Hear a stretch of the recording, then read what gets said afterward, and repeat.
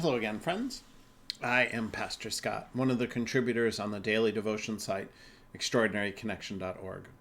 I encourage you to stop by the website and get your spirit fed by the work of my colleagues, sharing spiritual nuggets each and every day. Recently, I read an article about Dr. Victor Frankl. Dr. Frankl was an important neurologist and psychologist, and his particular area of research was studying our humans' search for meaning. And Dr. Frankl was also a Holocaust survivor. He was an active researcher before the war and had almost completed his research for a book when he was taken captive by the Germans, sent to a concentration camp, and his life's research was destroyed. And I think for most of us, after losing our freedom and losing our work, it would have sent us spiraling into depths of despair and depression. But not Victor. To keep himself going, to give himself purpose, he visualized himself giving lectures to students every day. And while digging ditches, he would imagine himself teaching his students. While in his bed at night, he would review his book's notes in his head. And while looking for scraps of food for supper, he would imagine himself dining with a colleague and debating his research. Purpose kept him going. Purpose kept him alive.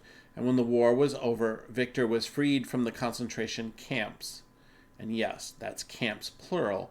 Dr. Victor survived life in 4 different concentration camps.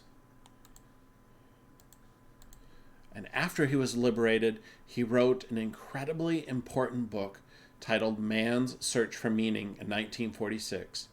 And this book may be one of the most important books in psychology ever written. In Man's Search for Meaning, Dr. Frankl proposed that we choose to find meaning in our lives. Our purpose, our meaning, isn't dictated by outside influences, but rather the attitude and the choices we make in spite of our surroundings. Dr. Frankl wrote in his book that he saw prisoners starving from adequate food, yet these same starving prisoners would offer their rations, their moldy bits of bread, to other prisoners to keep them alive. Those starving prisoners, in the most terrible of conditions, found their purpose in the care and love of others. Joel 2:28 says, "And afterwards I will pour out my spirit on all people. Your sons and daughters will prophesy, your old men will dream dreams, your young men will see visions." I've often read that passage and thought it meant that the people would know the future. But vision can also mean purpose, can't it?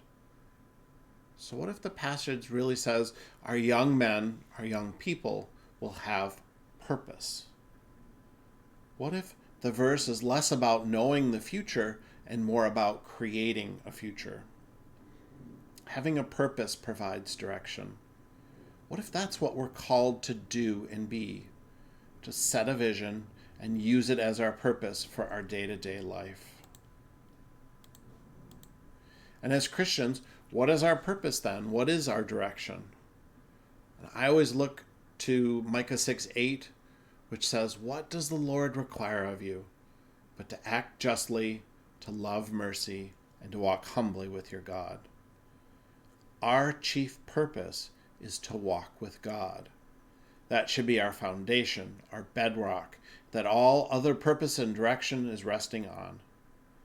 And once we establish that foundation, our purpose is to look for ways to show mercy, justice, and love to those in need. And how we show mercy and justice and love, well, that changes for each of us because there are plenty of opportunities out there. Next to the water cooler in the break room, in our stores, in our churches, and even online. Your circumstances don't dictate your life's meaning or your purpose and direction. What dictates your life's meaning is walking with God and looking for ways to love others each and every day. I want to close with a Frankl quote, and I'm going to make it gender neutral. Victor said, "Everything can be taken from a person but one thing. The last of the human freedoms is to choose one's attitude in a given set of circumstances to choose one's own way. We all have the ability to choose love, to choose mercy and justice, no matter what we are going through. We can all find our purpose and our identity in walking humbly with God. So until next time, my friends, I will see you at extraordinaryconnection.org.